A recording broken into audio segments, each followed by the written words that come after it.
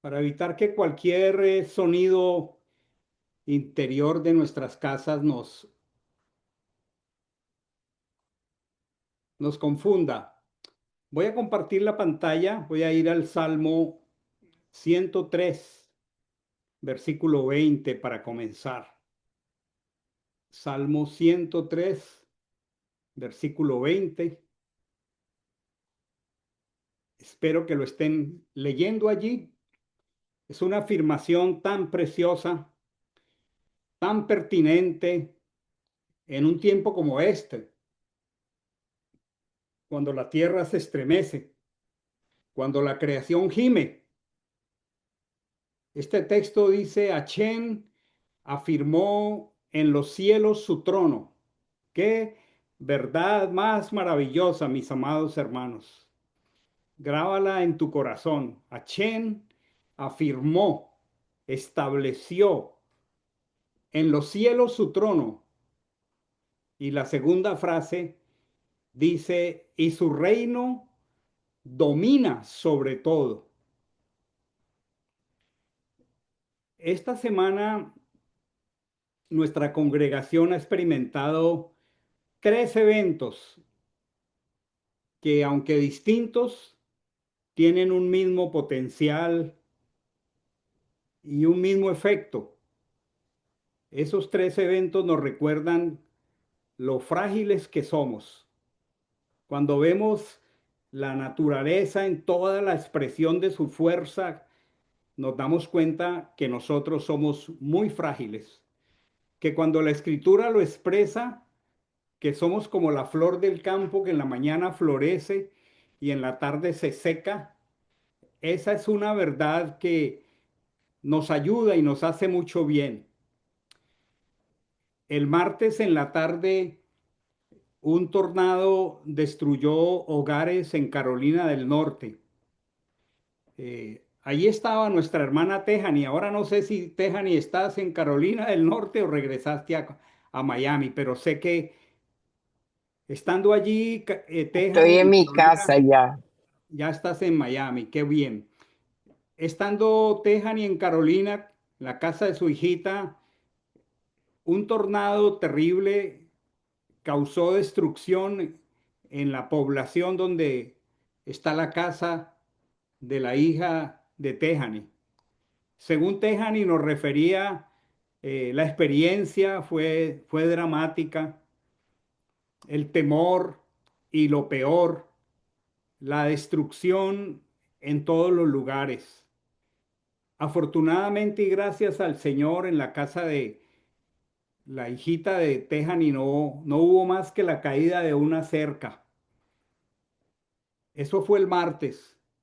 El miércoles estaba yo interactuando con nuestro hermano Juan David cuando un terremoto de magnitud 7.5 estremeció a Venezuela. Realmente fueron dos terremotos con una diferencia de segundos de una magnitud gigantesca y comenzamos a ver esas imágenes tan tremendas de edificios completamente en el piso y bueno, todo lo que estoy seguro que los medios de comunicación nos permiten en este mundo accesar tan rápidamente.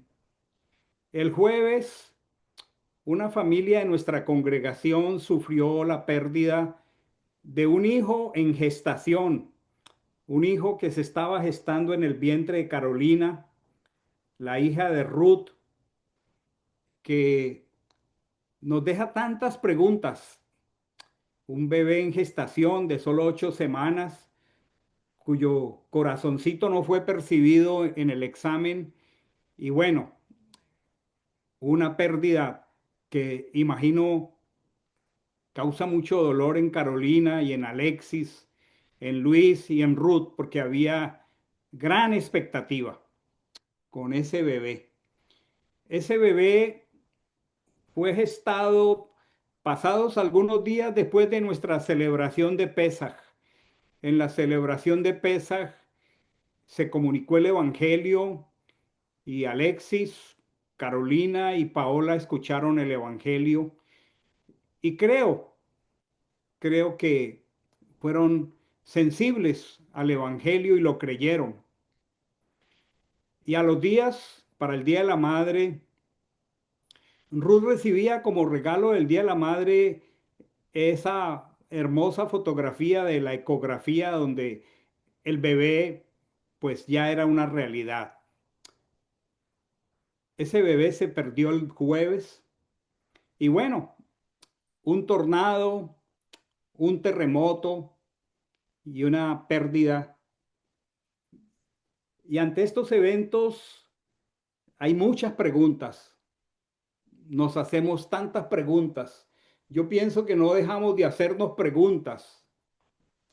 Y una pregunta que suele surgir es, si Él está en el trono, si Él está gobernando, ¿cómo suceden estas cosas? O la pregunta es, por eso este texto del Salmo, Achén afirmó en los cielos su trono, porque esa es una palabra absoluta. El cielo y la tierra pasarán, pero esta palabra no pasará. Achén afirmó en los cielos su trono y su reino domina sobre todo. Así que la pregunta, ¿sigue gobernando Adonai cuando suceden estas cosas? Es muy válida en nuestras emociones, tan sujetas a las reacciones que estos eventos nos generan. Pero la respuesta, por supuesto, no es solamente tan simple como decir sí, Adonai sigue gobernando. La respuesta es que estos acontecimientos nunca, jamás significan que él haya perdido el control. Él afirmó en los cielos su trono y su reino domina sobre todo, mis hermanos. Él jamás perderá el control de lo que él estableció. A nosotros en nuestra humana debilidad, por la revelación de la Escritura, nos toca aprender a distinguir dos cosas muy diferentes. Distingamos, hermanos, entre el gobierno de Adonai y nuestra humilde y pobre comprensión de sus caminos. Porque nosotros somos seres finitos y limitados. Y como dice Isaías, está ahí en la pantalla, porque mis pensamientos no son vuestros pensamientos, ni vuestros caminos son vuestros caminos, o mis caminos no son vuestros caminos, porque como los cielos son más altos que la tierra, así mis caminos son más altos que vuestros caminos, y mis pensamientos más altos que vuestros pensamientos. Necesitamos separar en nuestra mente de manera deliberada y distinguir que aun cuando muchas veces no comprendemos sus caminos, Él es el Rey, Él está en su trono y aun cuando la creación gime, el reino de Adonai permanece inconmovible. Nosotros necesitamos afirmar nuestro corazón en esa verdad. Y quisiera compartir algunos puntos que obtengo desde la escritura pensando en estos eventos, sobre esta serie de situaciones, hombres sinceros de Dios en todo momento, nos hemos hecho preguntas. Otros han tenido a bien escribir libros. Por ejemplo, hay un título de un hombre que ya murió, que el título decía, Cuando las cosas que Dios hace no tienen sentido. Bueno, no tenían o no tienen sentido para nosotros, porque los pensamientos de Él son más altos que los nuestros pensamientos. Pero quisiera compartir algunos pensamientos desde la Torá, por supuesto, desde el Tanaj, desde la Escritura, que nos pueden ayudar. El primer pensamiento muy importante es que nosotros vivimos en una creación que fue afectada por el pecado. Eso es muy importante. Nosotros vivimos en una creación que fue afectada por el pecado. Muchos creyentes esperamos o esperan que la naturaleza funcione como si todavía estuviésemos en el jardín del Edén, pero no es así.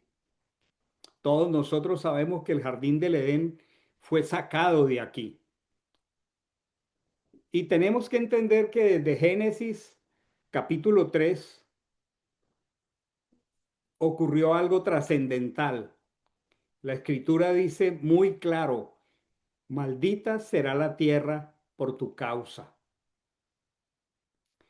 La maldición, la deshonra no cayó únicamente sobre Adán. La deshonra cayó también sobre la creación. Y nosotros vivimos en una creación que espera ser redimida, que fue afectada. Realmente necesitamos comprender el grave cataclismo de las consecuencias del pecado. Hermanos, el pecado trae unas consecuencias gigantescas, no solamente sobre nosotros, sino sobre la creación. El apóstol Pablo en Romanos capítulo 8 lo expresa de una manera muy especial. Allí dice, la creación fue sometida a vanidad. Ustedes y yo sabemos que en el libro de Eclesiastés, en el libro de Cogelet, el congregador, la palabra vanidad, que es una traducción al castellano, realmente lo que genera, lo que expresa es algo perecedero. La palabra Hebel, el nombre que le asignaron como la traducción lo indica a Abel. Abel realmente se llamó Hebel y eso significa perecedero. Cuando la escritura del apóstol Pablo está diciendo que la creación fue sujeta a lo Hebel, la creación fue sujeta a lo perecedero. La creación igualmente, como los seres humanos, está sujeta a corrupción. Dice aquí el texto del apóstol Pablo, la creación fue sometida a lo corruptible, no por su propia voluntad, sino por la del que la sujetó en esperanza, en este caso Adonai. Dice de que también esta es una promesa que nosotros debemos esperar, de que también la creación misma será liberada de la esclavitud de corrupción. Cuando miremos esta creación tan hermosa, debemos entender que esta hermosa creación está sujeta a una esclavitud de corrupción. Pero lo hermoso es que la promesa dice que la creación será liberada de la esclavitud de corrupción a la libertad gloriosa de los hijos de Dios. Porque sabemos, dice el texto, que toda la creación gime a una. Y dice, y a una sufre dolores de parto hasta ahora.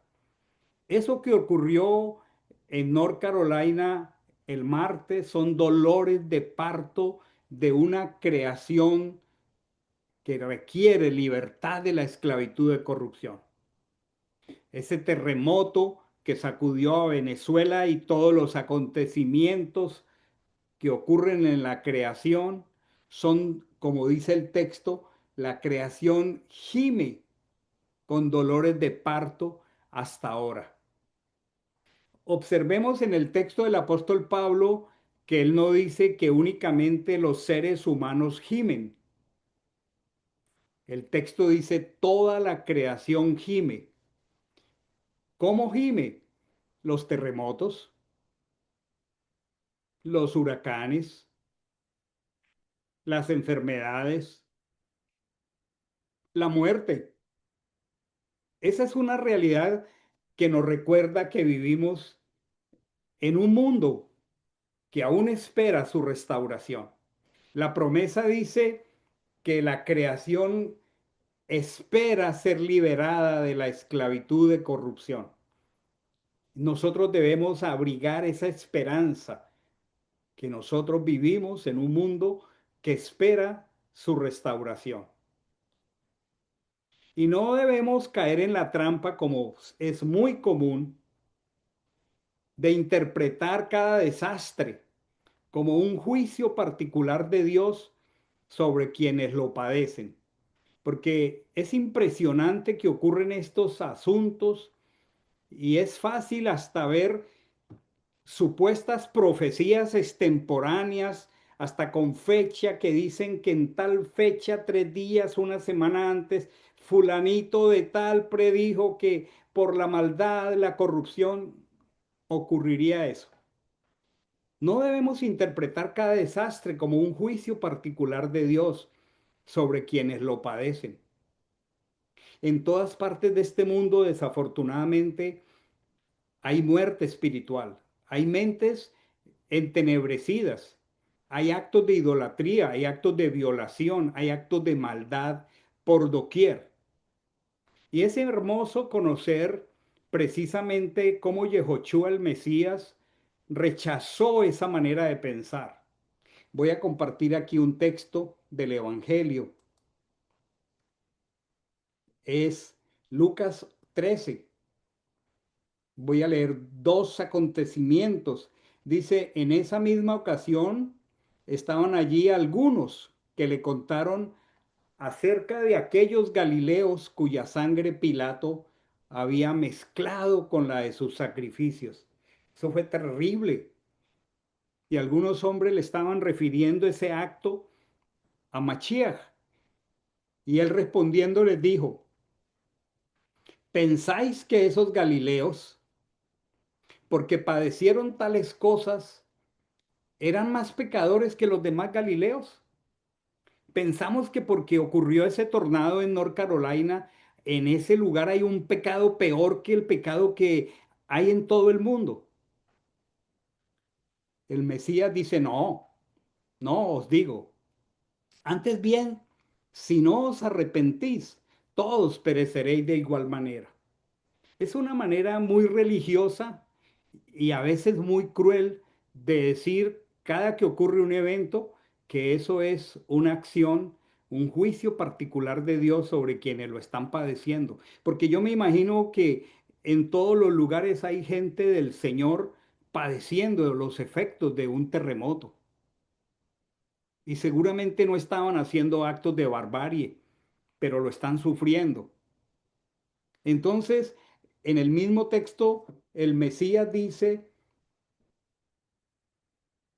o aquellos 18 sobre quienes cayó la torre de Shiloah y los mató, ¿pensáis que ellos fueron más culpables que todos los hombres que había en Jerusalén? Y él les dice, no, no, no, no, no pensemos así, os digo antes bien, y se dirige a nosotros, si no os arrepentís, todos pereceréis del mismo modo. Entonces, en primer lugar, un pensamiento para traer a nuestro corazón es entender que vivimos en una creación que ha sido terriblemente afectada por el pecado y que espera la liberación gloriosa de los hijos de Dios. Así como el Señor traerá redención final a nosotros cuando suene el último shofar, Él va a restaurar y va a traer cielos nuevos y tierra nueva.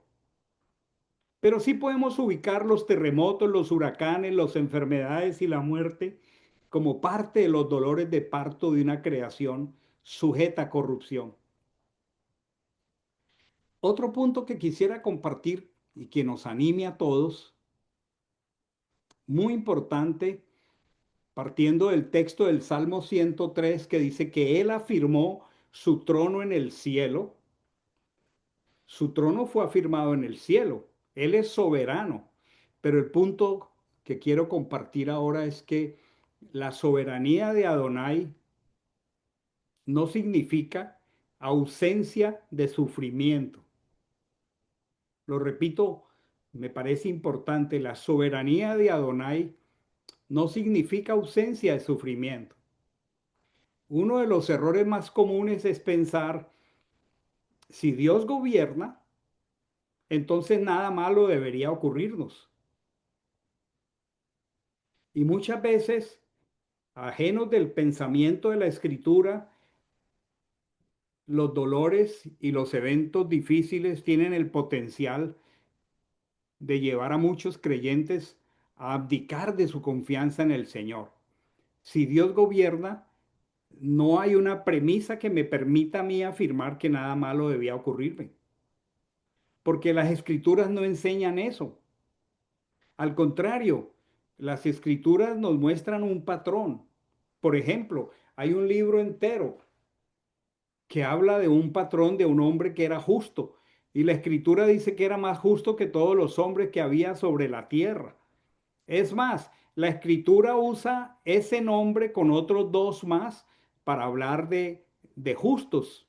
Usa el nombre de Job, que es de quien estoy hablando. Dice que era un varón íntegro más que todos los varones que habían en ese momento. Y no por ser íntegro y caminar en amistad con Adonai, dejó de sufrir. Joseph, el hijo de Jacob, era fiel. Daniel era obediente. Ustedes y yo hemos revisado la obediencia y la radicalidad de Daniel. Los apóstoles, los apóstoles del primer siglo fueron obedientes y muchos fueron como Machiach hasta la muerte. Los apóstoles eran gente justa y fueron perseguidos. El justo entre los justos fue crucificado, pero no podríamos nosotros decir que ellos sufrieron porque Elohim hubiera dejado de gobernar. Hay que cambiar la ecuación y más bien la ecuación es, sufrieron dentro del gobierno soberano de Adonai. El Mesías sufrió el madero de acuerdo a su anticipado consejo y se levantó de los muertos de acuerdo a su anticipado consejo. Todos los hombres de Dios que han sufrido dentro del gobierno soberano de Adonai. Lo que nosotros necesitamos concluir es que la soberanía de Dios no elimina nuestras pruebas. Al contrario, la soberanía de Dios le da propósito a nuestras pruebas. Hay que cambiar el chip de la mente. Él es soberano, pero no nos ha prometido que pasaremos sin que seamos tocados en un mundo sujeto a corrupción. La soberanía divina no elimina la prueba. La soberanía de Dios le da propósito a nuestras pruebas. Y por eso este maravilloso texto de la Escritura, que lo hemos revisado una y otra vez acerca de Joseph, Génesis 50:20, esta expresión es poderosa. Aunque vosotros pensasteis mal contra mí, 17 años de cárcel, intento de homicidio, traición, aunque vosotros pensasteis mal contra mí, Elohim lo encaminó para hacer bien, para hacer como en el presente, para mantener vivo a un pueblo numeroso. La tribulación de Joseph encontró propósito por la soberanía de Adonai. Adonai tenía a bien preservar un pueblo y los hermanos de Joseph actuaron libremente, pero Adonai estaba dirigiendo la historia hacia un propósito mayor. Y ese es un principio que guía, que dirige toda la historia humana. Adonai está en su trono, pero Él no nos ha prometido hacernos intocables, ni nos ha prometido en la Escritura que pasaremos por esta tierra que, como lo dice alguna oración muy católica, se refiere a este valle de lágrimas. Este es un valle de lágrimas, hermanos. Los seres humanos lo que somos es un manojo de dolores, de necesidades que en las manos de Dios, si Él gobierna, Él tiene en su soberanía el potencial de darle propósito a nuestras situaciones. Ese es el segundo punto que quería expresar esta tarde. Bendito Dios que no tocó ese turbión a nuestra hermana Tejani, pero Dios no le ha prometido a Tejani que mientras pase por el planeta Tierra no vamos a tener dolor. Sí, todos vamos a tener dolor, enfermedades, muerte, porque la soberanía de Adonai no significa ausencia de sufrimiento. El siguiente punto que quiero compartir es que hay acontecimientos, y este me parece muy pertinente. Hay acontecimientos que nunca comprenderemos completamente. Hay acontecimientos que nunca comprenderemos completamente. Hay un texto de Deuteronomio que dice, las cosas secretas pertenecen a nuestro Dios. Él es soberano. Él no tiene en todo momento por qué venir a explicarme por qué me está pasando lo que me está pasando. Hay acontecimientos que nunca comprenderemos completamente. Las cosas secretas pertenecen a Adonai, pero el texto sigue diciendo, más las reveladas son para nosotros. ¿Y para qué son para nosotros? Bueno, para que las obedezcamos. El libro de Job es un libro extraordinario, pero ustedes y yo cuando leemos ese texto, vemos ese diálogo, una conversación que según el texto Job jamás conoció. Cuando Adonai permite que el opositor toque a Job, Job era ajeno a ese posible diálogo. Y casi durante 40 capítulos del libro de Job, la pregunta incesante de Job es ¿por qué? ¿Por qué? Y vinieron tres amigos que a cambio de hacerle algo de bien, lo llevaron a él a hacer una expresión poderosísima, porque sus amigos ni siquiera vinieron con empatía donde él. Sus amigos vinieron cargados de teología. Y en un momento de ese diálogo incomprensible con sus amigos, Job expresó una frase maravillosa. Yo sé que mi redentor vive. Qué preciosa frase. Cuando su cuerpo estaba llagado, cuando sus hijos habían muerto, cuando su hacienda había sido arrasada, cuando sus ganados habían sido destruidos, él expresa algo tan bello. Yo sé que mi redentor vive y al final me levantaré. Y dice, y esta mi carne, esa carne que estaba llagada, que tenía que calmársela con un tiesto de barro.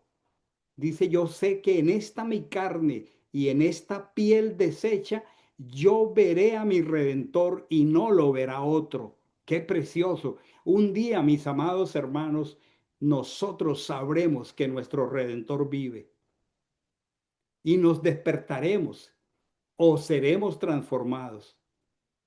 Cuando Adonai al final del texto, todo el capítulo de Job, le responde, nunca le explicó las causas a Job. No, él no hizo eso. Ustedes pueden leer el libro de Job y no veo un solo texto en el que Adonai haya tomado tiempo para mostrarle a Job la razón por la cual Job pasó por esa tribulación. Pero lo que sí hace Adonai al final del capítulo 42 de ese libro precioso es revelarle a Job su grandeza. Hermanos, la paz no nace de conocer todas las respuestas. Grabemos en el corazón, la paz de Dios no nace de conocer todas las respuestas. La paz, lo digo despacio, que nos sirva a todos, primero a mí. La paz nace de conocer al que gobierna. La paz nace de conocer al que gobierna. La paz no nace de conocer las respuestas a todos nuestros interrogantes. Y lo más precioso es el final de este texto maravilloso del capítulo 42 de Job.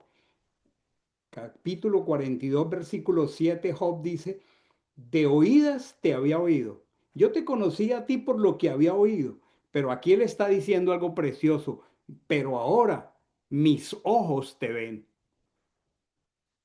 Esa es la gran necesidad mía y la gran necesidad de todos nosotros. Hermanos, el sufrimiento no siempre viene acompañado de respuestas a nuestras preguntas en medio del dolor. No siempre, pero puede producir una revelación mucho más profunda del carácter de Adonai. Es lo que dice la conclusión del libro de Job. De oídas te había oído. Yo tenía la idea, y Job era un hombre profundo en la escritura, porque por algo era justo. No puede ser una persona desconocedora de la Torá justa, porque no conoce el deber ser de las cosas. Job junto con David, con Noé y con Daniel, Noah, Daniel, se me pierde el tercero. Noah, Daniel y Job en el libro de Jeremías son ponderados como los hombres más justos sobre la tierra. Este hombre, para ser tan justo, conocía la escritura, pero Dios le quería dar a través de este punto tan doloroso una revelación que él no tenía. Y dice, mas ahora mis ojos te ven. Entonces Job termina expresando, no tuve la respuesta a mis preguntas. En medio de mi dolor no entendí por qué, pero ahora mis ojos te ven. Nosotros necesitamos pedirle al Señor y parece demasiado desafiante que en medio de la crisis del dolor venga a nosotros una revelación mayor de su carácter. Y otro punto que quiero compartir que nos puede ayudar. Muy sencillos estos puntos, pero me parecen muy pertinentes. El otro punto que quiero compartir esta tarde es que la diferencia entre el creyente y el incrédulo no es la ausencia de dolor, de ninguna manera. ¿Por qué? Incrédulos y creyentes, ambos lloramos. Por el hecho de yo ser creyente, yo no he dejado de tener momentos de lágrimas. Todavía tengo cargas por cosas, por peticiones de mi corazón, por seres que amo que me hacen llorar. Y soy un creyente y creo que lo amo y creo que anhelo caminar en justicia, pero todavía lloro. Y no, el que yo llore es igual que un incrédulo. La diferencia entre Oscar, que es un creyente, o Elenita, o Dorita, o Gabrielito, o Luisito, y un incrédulo, no tiene que ver con ausencia de dolor.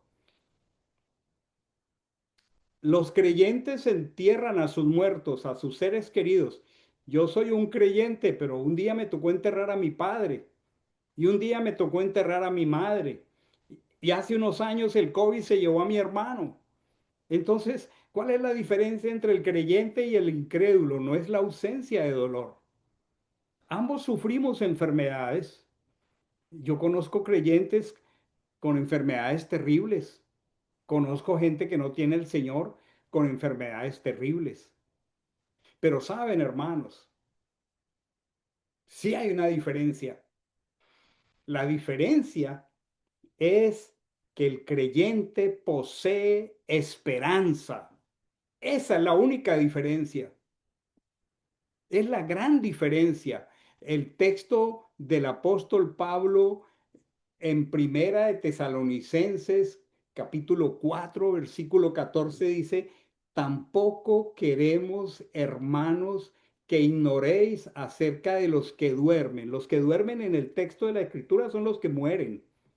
Y le está diciendo a la iglesia de Tesalónica, no quiero, hermanos, que ignoren acerca de los que murieron. Y está diciendo aquí, para que no os entristezcáis como los demás que no tienen esperanza. Cuando un creyente pierde un ser amado que tiene la certeza de que confió en el Evangelio, él tiene esperanza. Le duele, el corazón se desgarra, morir mi madre, morir mi padre, morir mi hermano, pero si mi hermano, si mi padre, si mi madre murieron en el Mesías, entonces yo tengo esperanza en la resurrección. La única diferencia entre el creyente y el incrédulo es la esperanza, no la ausencia de dolor. Es una falsa teología, parte de la teología de la prosperidad, que a mí nadie me toca y si yo llego a un parqueadero que está atestado, tengo que encontrar el parqueadero vacío cerca de la puerta porque yo soy hijo del rey. Esa es una falsedad.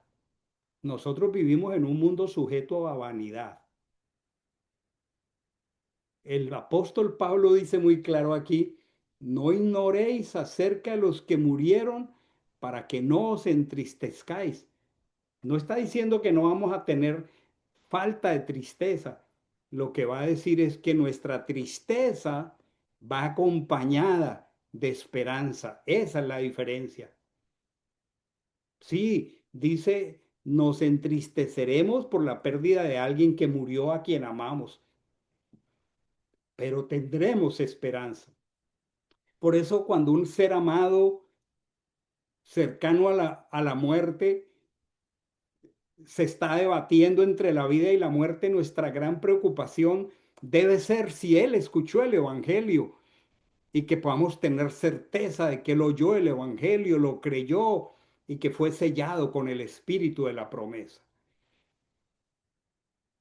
Hermanos, nuestra tristeza está iluminada por la promesa del reino venidero.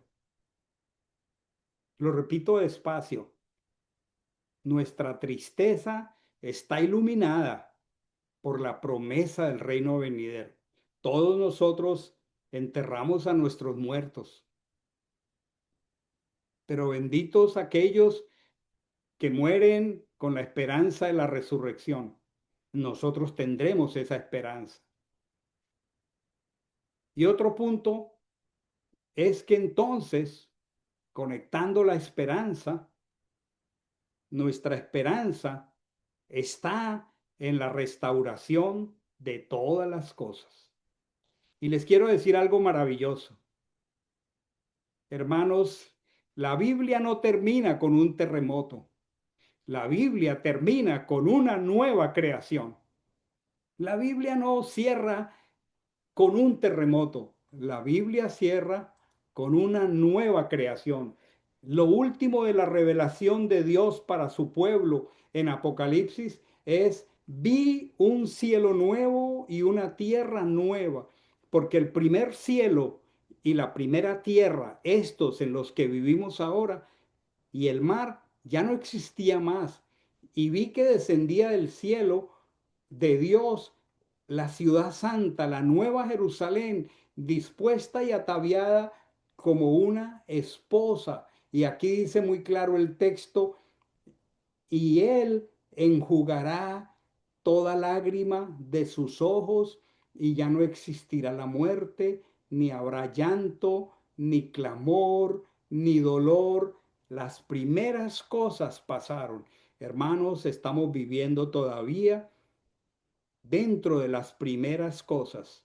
Una creación sujeta a corrupción, que se expresa con dolores de parto a través de huracanes, terremotos, desbordamientos de ríos, cataclismos.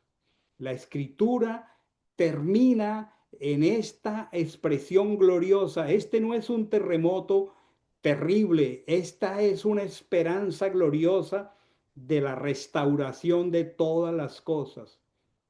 Cuando esto ocurra, y es el anhelo de nuestro corazón, que ocurra pronto, entonces, entonces, entonces y solo entonces desaparecerán la muerte, el dolor, el llanto, el sufrimiento. Mientras tanto, hasta hoy vivimos en una creación que gime con la esperanza de ser liberada. Hermanos, el gran horizonte de la escritura es cielos nuevos y tierra nueva. Nosotros no estamos aquí simplemente esperando que las cosas mejoren. Nosotros no podemos creer que mientras estemos en esta en esta creación sujeta a vanidad, las cosas van a mejorar.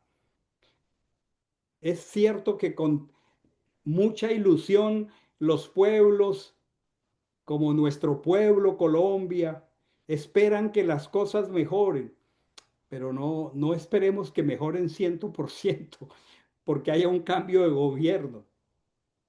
No, nosotros lo que debemos esperar es la restauración definitiva que Adonai ha prometido. Por supuesto, actuamos responsablemente para elegir.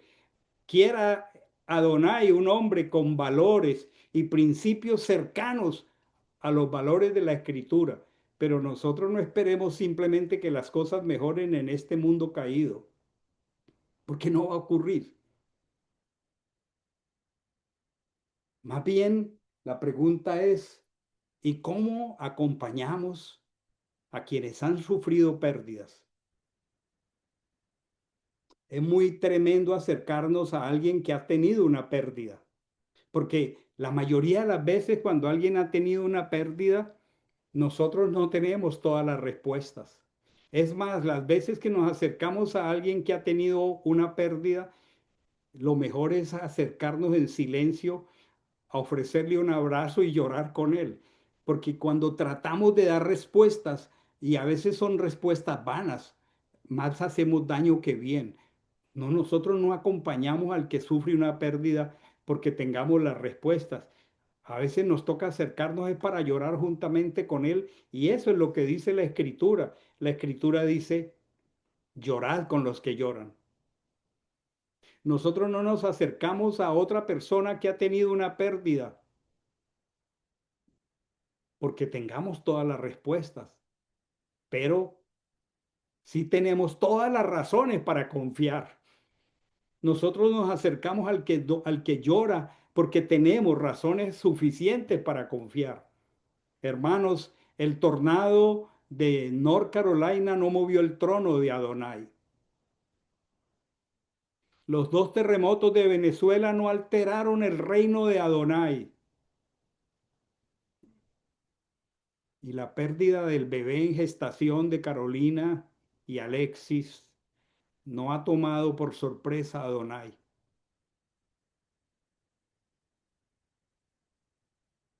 No hay nada que se le haya salido de las manos del control al rey. Lo que el texto de la escritura me dice a mí y me anima es que Él sigue siendo el mismo ayer, hoy y por los siglos. Aquí dice, Yehoshua HaMashiach es el mismo ayer y hoy y por los siglos. Eso es lo que me dice la escritura.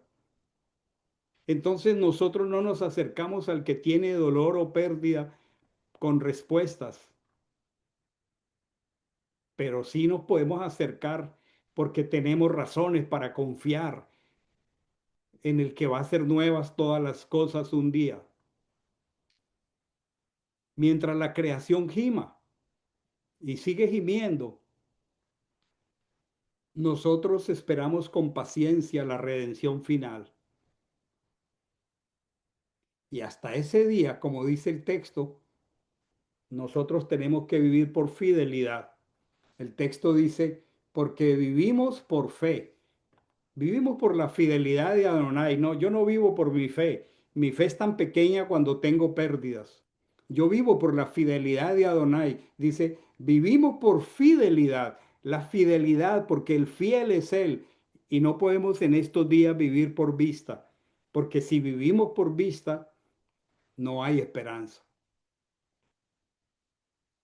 Necesitamos sostenernos por la fidelidad de Adonai hasta que Él regrese en el último chofar. Hay una preciosa palabra que he compartido muchas veces aquí a ustedes, hermanos. Esta palabra de Habacuc, capítulo 3, verso 19 en adelante, es una palabra muy poderosa. Dice, aunque la higuera no florezca, ni en las vides haya fruto, aunque falte el producto del olivo, aunque los labrados no produzcan mantenimiento, aunque se acaben las ovejas del redil, aunque no haya vacas en los establos. El profeta dice, con todo, por encima de todo, una pérdida completa del Producto Interno Bruto de Israel en su época. Con todo, yo me alegraré en Adonai. Con todo, yo me gozaré en el Dios de mi salvación, porque solamente Él es mi fortaleza.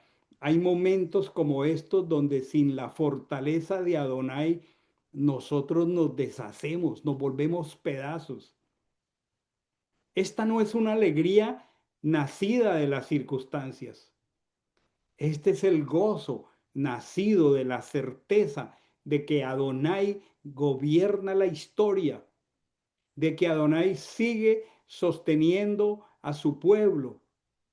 Hermanos, cuando la creación gime, el reino de Adonai permanece inconmovible. Digámoselo a nuestro corazón. Cuando la creación gime, cuando los tornados aparecen sin aviso, cuando los terremotos ocurren sin esperarlos, el reino de Adonai permanece inconmovible. Esa es la esperanza que sostiene a los creyentes hasta que Yehoshua Hamashiach regrese y haga nuevas todas las cosas.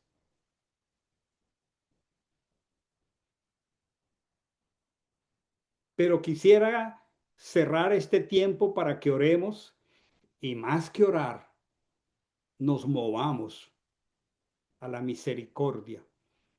Y este punto, que es el sexto punto de mi enseñanza de esta tarde, hermanos, es que la soberanía de Adonai, la que gobierna ese turbión o ese terremoto o esa pérdida de ese bebé,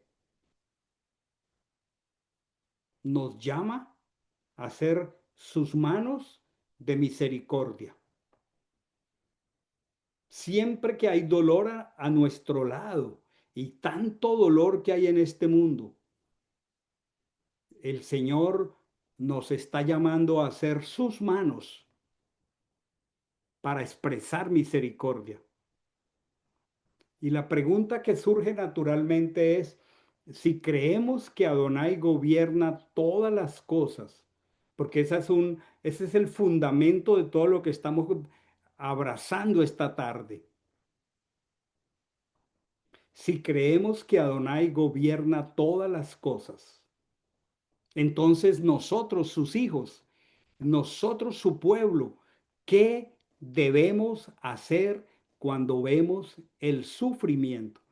Yo les pregunto, hermanos, más allá de decir, wow, qué terrible, pobre gente, Dios tenga misericordia.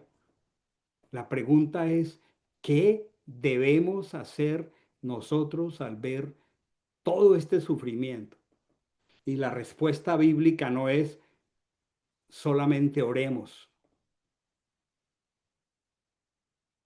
Tampoco la respuesta bíblica es Dios tomará nota, Dios se encargará. No es una respuesta correcta del pueblo de Adonai. La respuesta es Adonai obra siempre a través de su pueblo. Esa es la respuesta. La pregunta es, ¿y cuál es nuestra acción responsable para un pueblo que gime por un terremoto? Bueno, la respuesta es Adonai siempre obra, muchas veces a través de su pueblo. Cuando Israel recogía el maná, tan bella la expresión, la instrucción, nadie debía acumular egoístamente. Nadie debía acumular maná para el día siguiente porque ese maná se volvería gusanos. Y el texto de la escritura es tan precioso porque el texto dice que el que recogió mucho no tuvo más y el que recogió poco no tuvo menos. Desde la Torá, Adonai enseñó que el necesitado debía encontrar una comunidad dispuesta a compartir. Es triste, hermanos, que vivimos en un mundo cuyas premisas fundamentales son acumula más, mejora tu estándar de vida, mejora siempre tu estándar de vida. Eso no está en la escritura. El que recogió mucho no tuvo más. El que recogió poco no tuvo menos. La pregunta es ¿cómo? ¿Cómo puede el que recoge menos suplir si no tiene un hermano que recoge más y no tiene misericordia?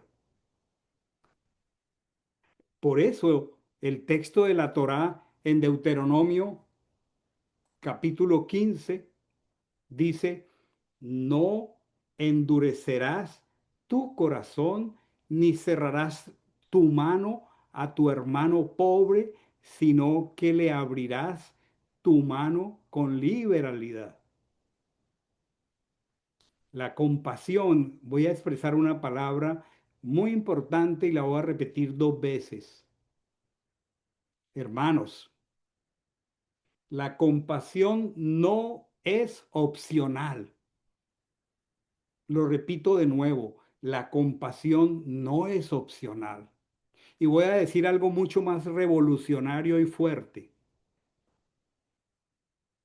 La compasión es parte de la santidad del pueblo de Adonai. Repito de nuevo, la compasión es parte de la santidad del pueblo de Adonai. Es triste que muchos de nosotros pretendemos vivir en santidad y no tengamos una expresión tangible, concreta de compasión, de solidaridad. Porque entonces no somos tan santos como pretendemos ser santos. Porque la solidaridad, la compasión expresada tangiblemente se llama solidaridad. La solidaridad es una expresión de fidelidad. Quisiera que leyéramos un texto en el Evangelio, en el libro de Jacob, que han traducido como Santiago. Santiago capítulo 2, versículos 15 al 17. Voy a leerlo aquí.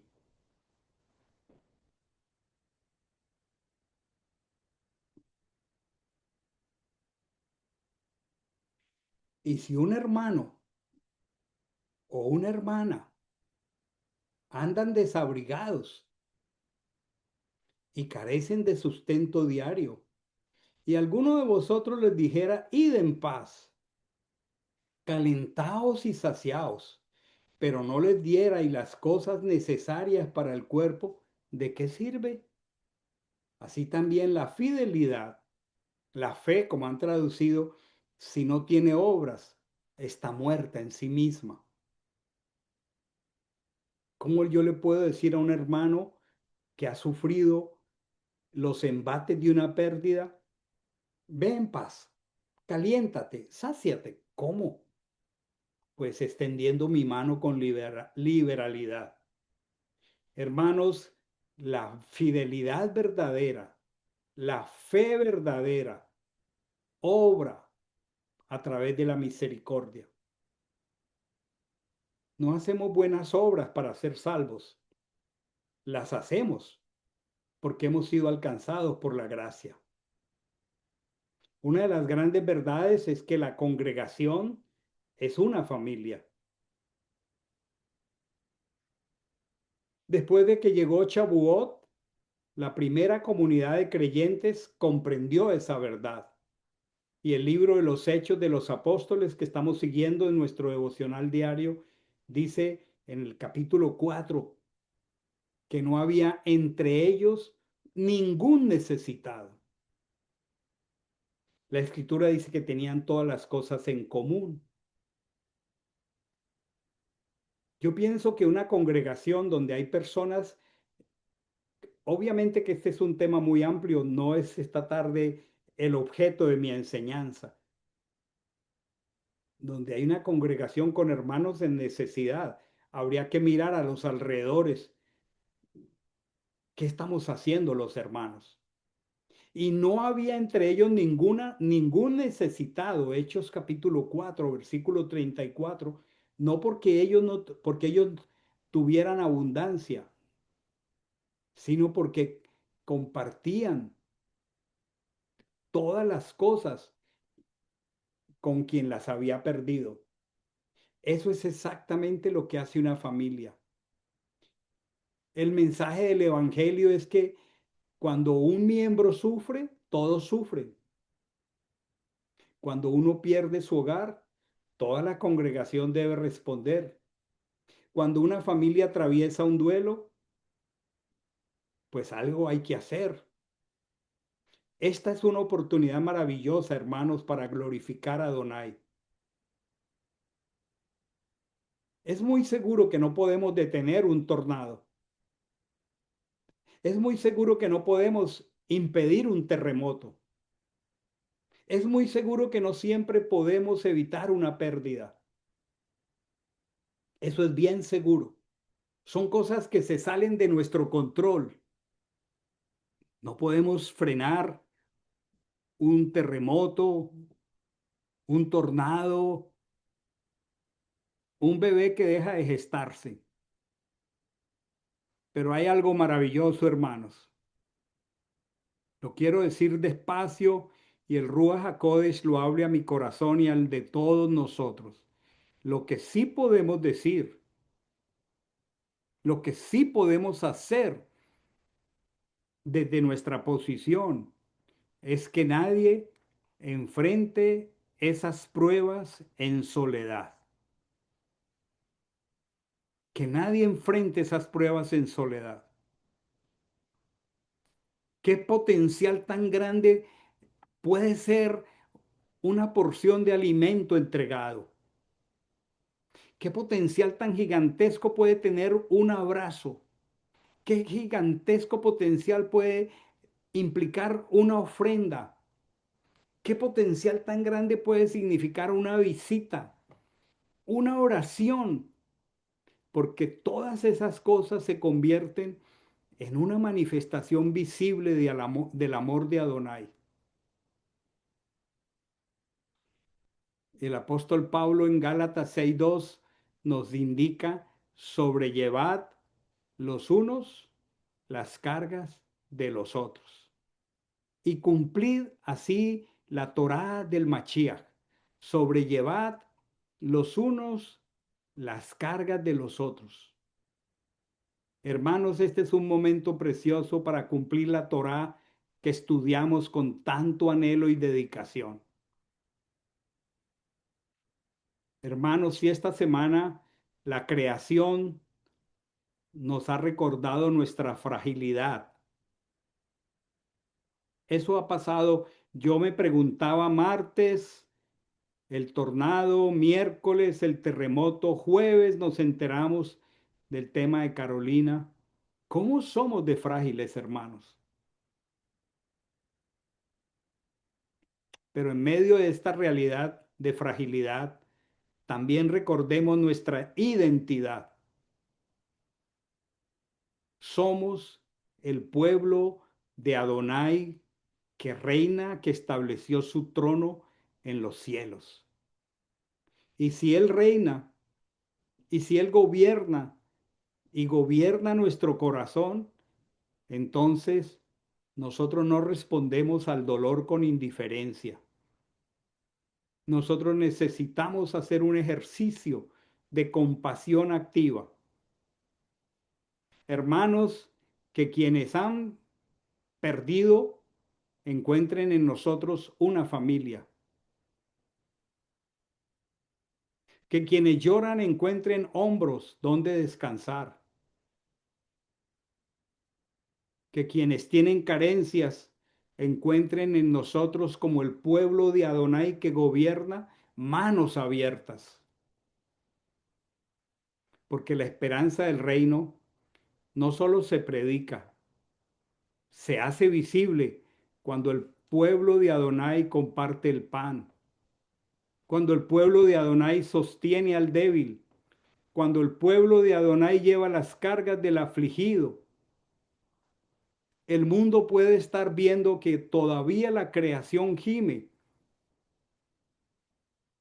pero este es un momento para que el reino de Adonai se manifieste entre nosotros por medio del amor práctico de su pueblo.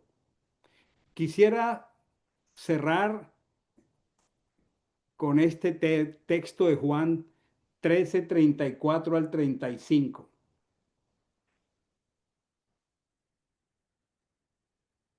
Un mandamiento nuevo os doy, que os améis unos a otros. Y aquí hay una palabra que puse en mayúscula y subrayé con rojo y puse en recuadro. Un mandamiento nuevo os doy, que os améis unos a otros, como os he amado, que también os améis unos a otros. Y dice muy claro para terminar este texto, en esto conocerán todos que sois mis discípulos, si os tenéis amor unos a otros.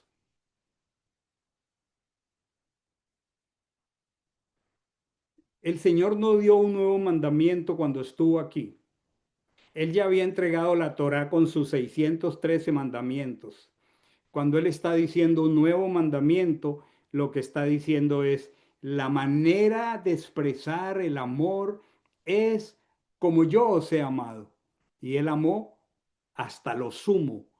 Él amó hasta la muerte. Él entregó todo. Él no reservó nada. Yo pienso, mis amados hermanos, que el Señor en su amor y en su bondad, en su soberanía, le ha dado a nuestra congregación un distintivo muy particular. Y les digo con humildad y con alegría. Y apelo a esa identidad que tenemos como cuerpo. A mí me llama la atención que en los 50 años de vida ministerial que tenemos con Amandita hemos hecho muchos amigos.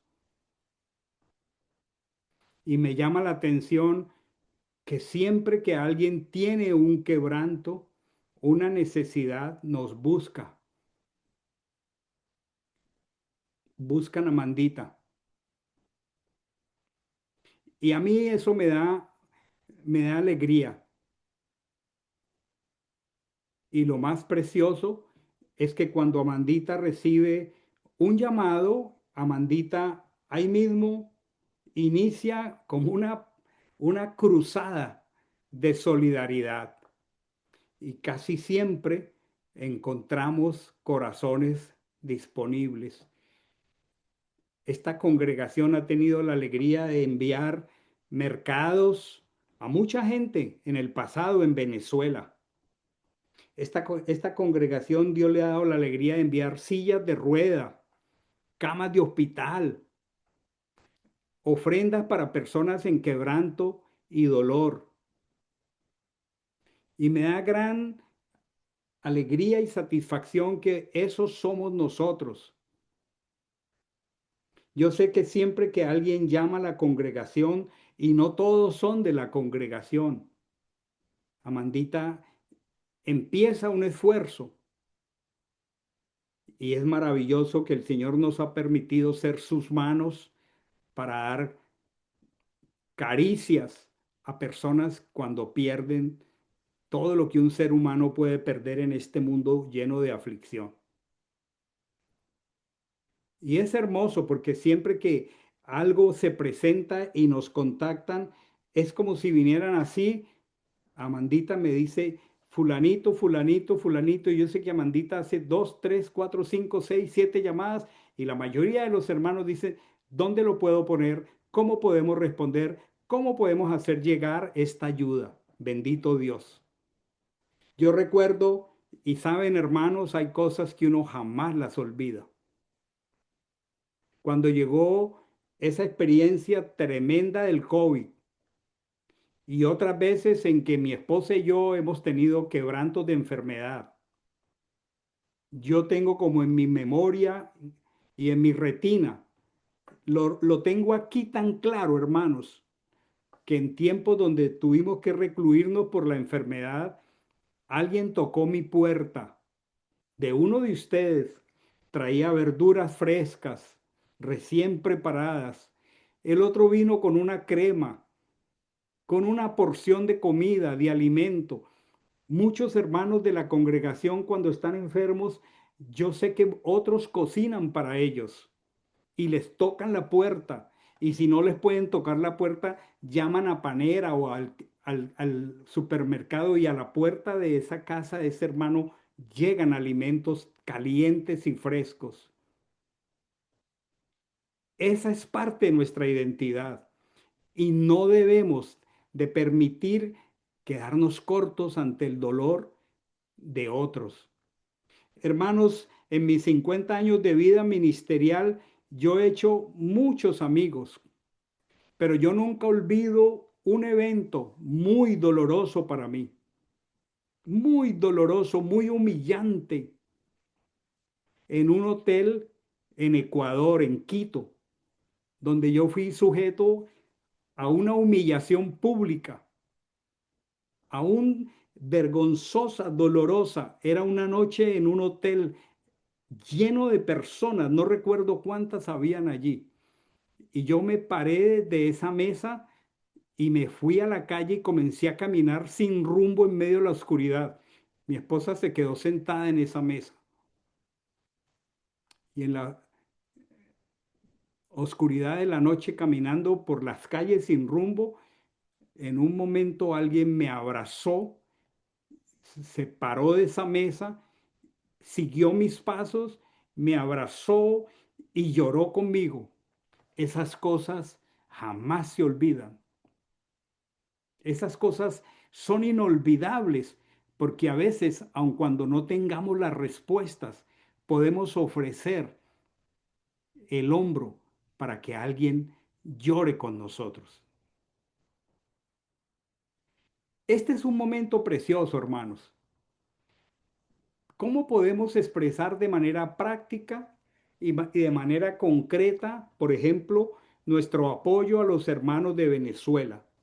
Bueno, hay un hermano colombiano en unas condiciones de de mucho quebranto que todos conocemos, se llama Juan David Henao. Juan David Henao todavía está en una situación calamitosa y qué hermoso que yo estaba hablando con él la tarde que ocurrió el terremoto. Pero en medio de esa situación, Juan David encontró una familia que le ha prestado un apoyo invaluable. Es la familia de Mario, de María Eugenia, la familia Canelo, sus hijos, Reinier, se me olvida el nombre de la otra señorita, y sé que ellos son creyentes en el Mesías, participan de una congregación, y sé que han estado completamente activos en estos días y su congregación está abierta y es desgarrador como lo que ellos cuentan, lo que ellos ven, pero ellos de lo que tienen salen, llevan arepas, llevan lo que sea al que está en dolor. Las cosas que ellos están viendo es tremendo. Y yo sé que en estos tiempos se levantan muchos fondos para llegar a esos países en necesidad, pero habría una manera más práctica de llegar allí en Caracas que a través de la familia de Mario, María Eugenia, Reinier, a las personas que están sufriendo. En el pasado, con la ayuda de Luisito Soto y con la ayuda de Alex Mora, hemos hecho llegar ayuda a Venezuela. Y pienso que en este tiempo podríamos volverlo a hacer. Hay un médico cliente de Luisito Soto que tiene un centro de acopio y él nos ha dicho que cualquier ayuda que hagamos llegar, él la entregaría a la persona que nosotros designáramos. En este caso y de manera objetiva y práctica, sería a través de esta familia Canelo que tienen sensibilidad por la necesidad. Pero hay que actuar con presteza. Les animo a que hagamos un aporte a través de la congregación y que reunamos la suma de esas ofrendas y la hacemos llegar a través de nuestro hermano Luis a este médico para que lo entregue a esta familia Canelo allí en Caracas y que ellos puedan, porque nosotros no tenemos la manera práctica de llegar allá y ayudar a alguien, pero sí que hermoso que el Señor pueda usar nuestra solidaridad para bendecir a otros. Todos ustedes saben que a través del CELE de la congregación que se identifica Bank of America CELE, Misión Latina Miami, @gmail.com, usted hace sus ofrendas o sus donaciones. Y si usted coloca allí en su ofrenda apoyo a Venezuela, inmediatamente entregaremos esto para que podamos ser las manos de Adonai allí para bendecir a estos hermanos. Pero entendamos la presteza que tenemos, la urgencia que tenemos y procuremos hacerlo cuanto antes, mejor. Quisiera pedirles que oráramos con Germán, Andrés, pero antes que oremos, dejémonos afectar por una historia maravillosa, cantada. Es la historia preciosa del buen samaritano. Y luego oramos con Germán Andrés. Esperamos en Ivancito. Puedes terminar la grabación, por favor.